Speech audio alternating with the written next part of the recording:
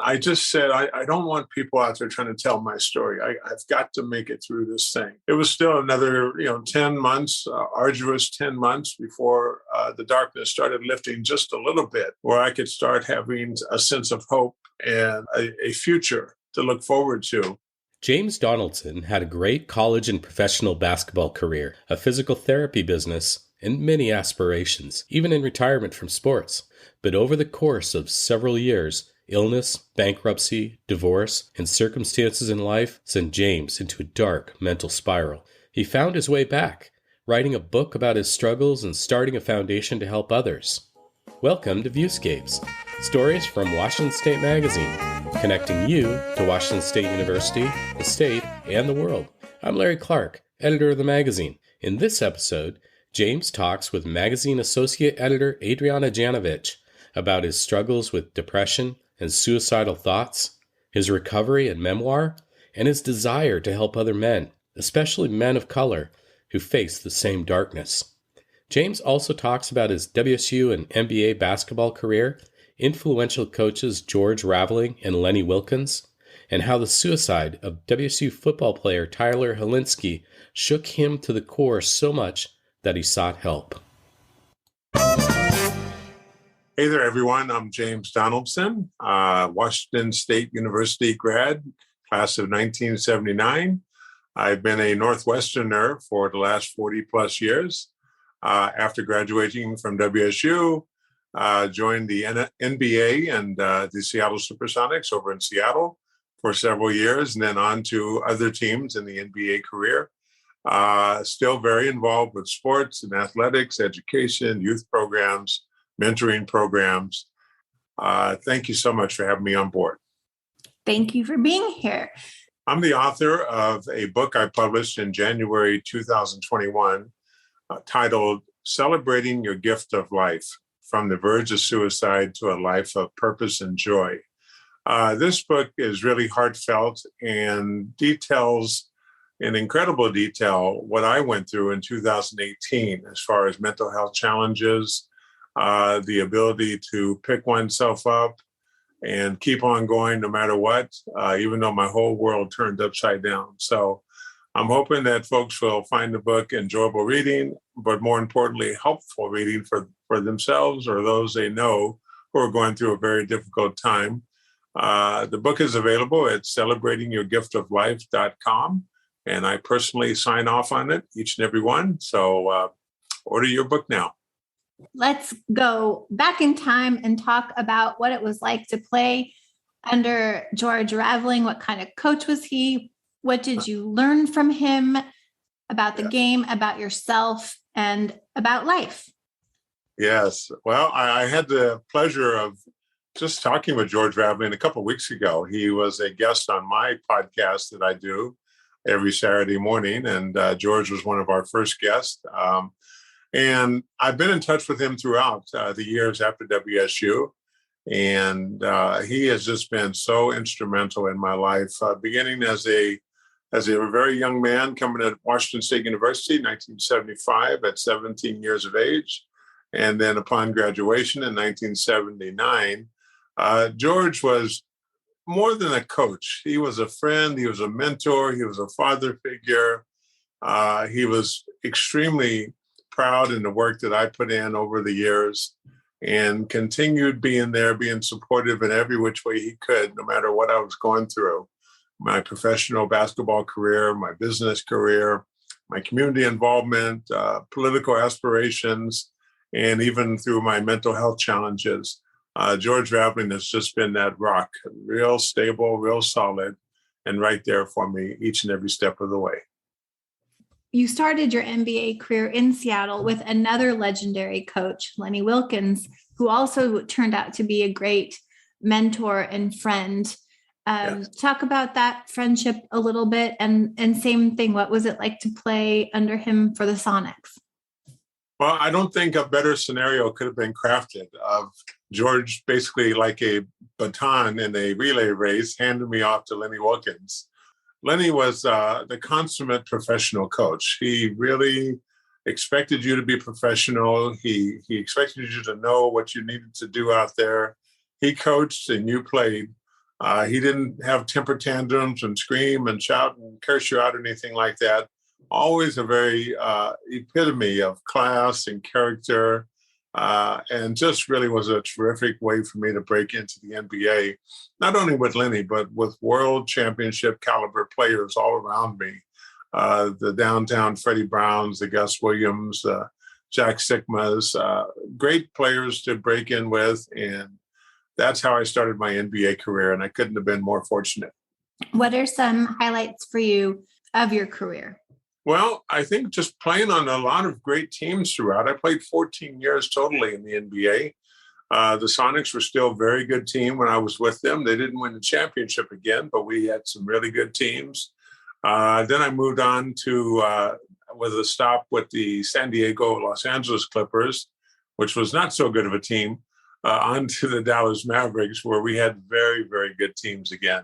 And I was a key part of that. This was where my maturity as an NBA player really kicked in. And I was at the pinnacle of my career, making the 1988 NBA All-Star team as well. A lot of great All-Star players around me. And we competed every single year for that Western Conference championship title. I think the Dallas years were probably my highlight of my career. I was playing the best I've ever played. And I also made the NBA All-Star team. So both team-wise and individual-wise, I'd have to say my time with Dallas Mavericks was the best. Life post-basketball. Talk a little bit about the Donaldson Clinic and your first book also. I owned and operated the Donaldson Clinic, which was a outpatient physical therapy clinic. We had up to 5 locations at times over the 28 years that it was in existence. I actually started the clinic when I was with the Dallas Mavericks back in 1989. I had a very, very severe knee injury that required extensive surgery and months and months and months of physical rehabilitation. And that's what got me into the world of physical therapy. I thought to myself, wow, if I can't continue playing, this is what I want to do, set up a small chain of these physical therapy clinics and be there to show people that they can come back from those adversities as well. As I could roll up my pant leg and show them the big, huge scar on my knee and say, hey, I came back and I played another 10 years. But that's when I started the Donaldson Clinic. We were very, very involved with communities where we were. Mill Creek, Mukilteo, Seattle, Tacoma, Kirkland, Kashmir, and Central Washington. Wherever we were, I was very involved with the community, being parts of the different chambers of commerce and business associations, and giving back to the community. We were a frequent sponsor of community events and also hiring from the community, especially in Seattle and Tacoma. And I just really loved that aspect of it because here I was not only a former sports player, but also a community person who was giving back to the communities that I really loved and adored. So that was the Donaldson Clinic. We ran from 1989 to 2018. So we had a nice long run for a small business and a small business owner. And I was very proud of the work that we all did as a team. Clinics have since closed. Let's talk a little bit about some of the life events that led to the clinic's closing, starting with that fateful day when you first learned that you had a health concern that you did not know about. Wow, I remember the exact day, January 3rd, 2015. I had tried to go play a round of golf with some friends of mine, and we played the day before, and I wasn't feeling that great then, but I came back the next day to try to play again, and there was no way I could play. My back was killing me, excruciating pain. I felt nauseous. I was sweating profusely, and we hadn't even teed off yet. And I told the guys, I said, hey, I'm going to go see my doctor. I don't really feel quite right, so I need to go check out and see what's going on here. I remember driving to my doctor's office and 15-minute drive or so and getting to the lobby of his reception area and seeing the reception desk. And then everything just went black from there. And I woke up 2 weeks later in intensive care where I stayed for 3 months after a emergency 12-hour open heart surgery to repair an aortic dissection, which was just on the verge of bursting. And if you know anything about these aortic dissections, if they burst, you have 10 or 15 heartbeats left before you just basically bleed out and there's nothing anybody can do for you. So they caught mine right in the nick of time. My aorta was swollen to 5 times the diameter that it should have been. So it was right on the verge of bursting. That began the downward spiral I found myself going into for the next 5 years. 4 major surgeries in 5 years, 3 of them on my heart, 1 of them on my right lung. And then the life events started happening on top of that while I'm flat on my back and I really can't fend for myself. My mother passed away, which was kind of expected. We kind of expect parents to pass away at some point. My wife walked out on her marriage, which was totally unexpected. And I was coming home to a big empty house all by myself for the next year or so. And then the Donaldson Clinic business started having some financial challenges. I just wasn't able to get behind the wheel anymore and continue driving it like I had driven it for all those years. And so I spent all my NBA life savings trying to save the business, hundreds and hundreds of thousands of dollars I had saved up for retirement, and spent it all down to the last penny.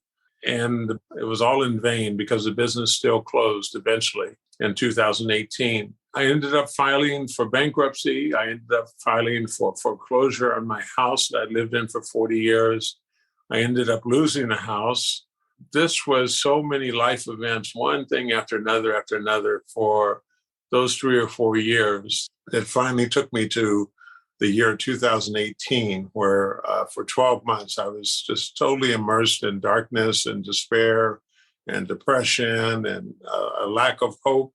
And it was really the toughest trial I've ever been through in my life. And I don't wish it on my worst enemy. That was really something to go through. And that's what I write about a lot in my book. The thing that I think finally shook me to my core and got me to make sure I got the medical attention and medical help I needed was the suicide of Tyler Hilinski at WSU in January 2018. When he took his life, that just shook me like nothing else shook me. At that point, I was totally cut off from all my feelings and emotions, but that one got through. Everyone's out trying to tell Tyler's story, how great a kid he was and how wonderful he was, how much he had to live for. I just said, I don't want people out there trying to tell my story. I've got to make it through this thing. It was still another, 10 months, arduous 10 months before the darkness started lifting just a little bit, where I could start having a sense of hope and a future to look forward to. I pulled together a small, intimate group of friends to help me. George Raveling and Lenny Wilkens were 2 of those friends who were right there with me. Just had them check in on me 2 or 3 times a week. I would call them, once a week, periodically, just to let them know how I was doing. That kept me going. But the medical professional help, I think, really analyzed what I was going through. The doctor made the diagnosis that I had depression, anxiety, and suicidal ideations, all 3 at the same time. And he made sure that we put a plan in action right away. I think that's what got me through those 12 very, very difficult months. Initially, when you went to see the doctor, I think you had told me that you were going in because you were having trouble sleeping, staying up at night, stress, feeling stressed, feeling anxious. But, you thought at first that it was some kind of sleeping condition, maybe. Yes, I did think that. I wasn't sleeping for several days, a week on end, waking up at 1 or 2 in the morning, and my mind was just racing 100 miles an hour. One, trying to figure out how to save my business, whatever I had to do. I just had to figure out something. The other was how to exit this world, this life, and put an end to the suffering and the pain I was in. And those were the only 2 thoughts I had during that time of night. And after several days of that, I finally made an appointment to see my family doctor. And I told him all the things I'm sharing with you, what I was going through, what was going on with me. And he knew right away. He said, James, we've got to get you help, and we will. And he did.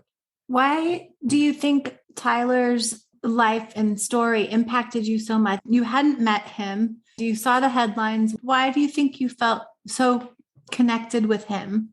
Well, it took me back to my days of walking the campus in Pullman at WSU. They were talking about buildings that I had known 40 years prior. They were talking about Stadium Way and Martin Stadium and all the rest of these things that I was very, very familiar with. I think that's what really resonated. Here was a fellow Cougar And the newspaper reports are mentioning all these, they're bringing back memories of all these buildings and places around Pullman. And then people were trying to tell his story for him, and he wasn't there to tell his own story. And that just got me saying, wow, I've got to get through this thing. I want to be able to tell my story. I don't want people out there running around trying to tell my story for me. Let me tell my story.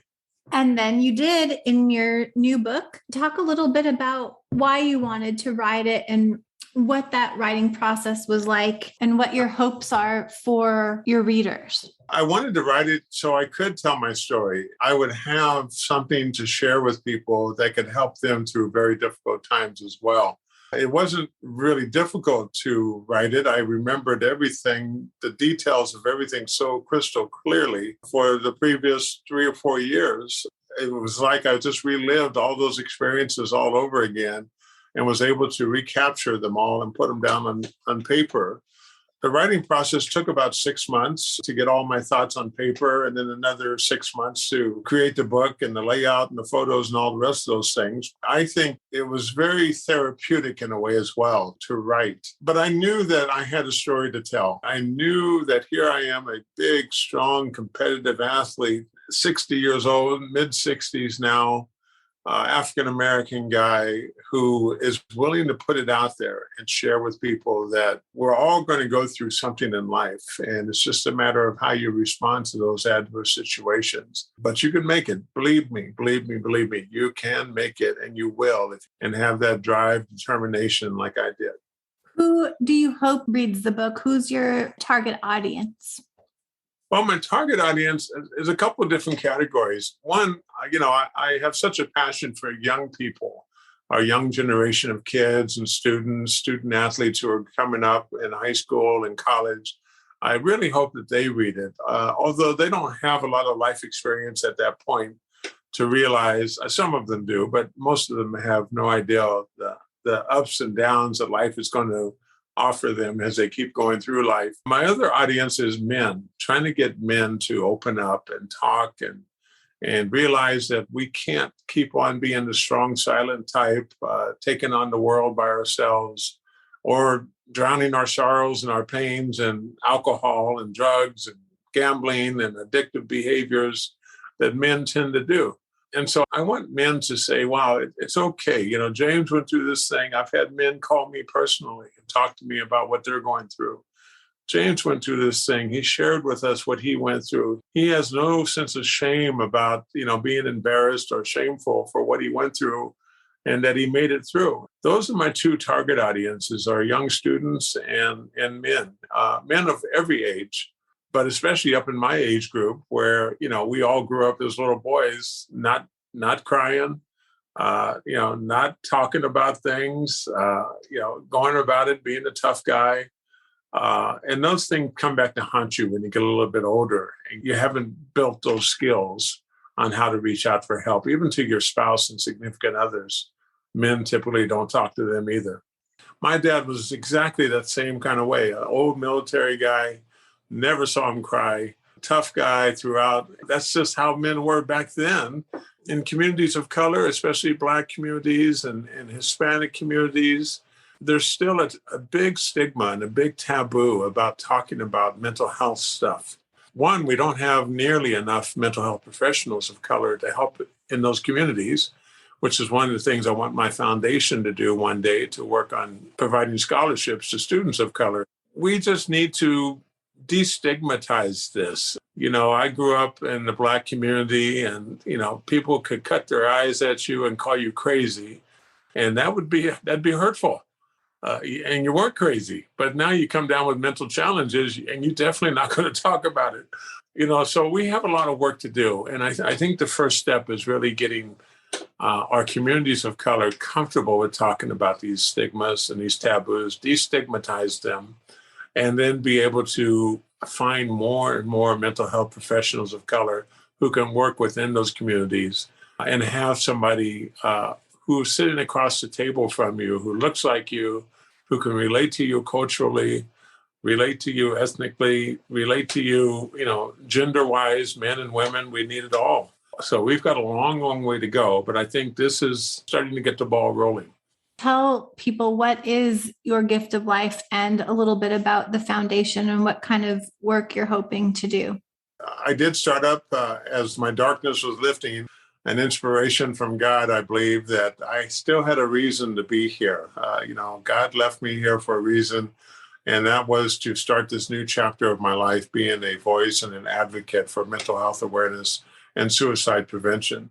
One of the first orders of business I went about doing was starting up a nonprofit foundation called Your Gift of Life Foundation. And it's named that because life truly is a gift, and it's the most precious gift that we could ever imagine. My foundation essentially gives me a platform that I could springboard off of and go around the country speaking to students and student groups and businesses and athletic teams. And the other thing is, one of the beneficiaries I want to create from the monies we raise are tax deductible and charitable giving and all that, and my speaking engagements, is to be able to provide scholarship, full ride scholarship opportunities to students of color. And I'm talking, Asian and Hispanic and Black and Native American and LGBTQ communities. I mean, all these different communities are marginalized to some extent. And we need to have more and more representation of mental health professionals who could work directly and identify very, very strongly with these various communities. And the Gift of Life Foundation is also a place for resources. We don't provide direct services, so we'll be a place where people can come in, ask for whatever they need, and we'll be able to provide that. I was one of the fortunate ones who didn't actually attempt suicide. I'm glad I didn't push myself to that far, let it go that far where I attempted it, because I want to stop people before they get to that point, which is where I stopped, and get the help they need to get back on track again.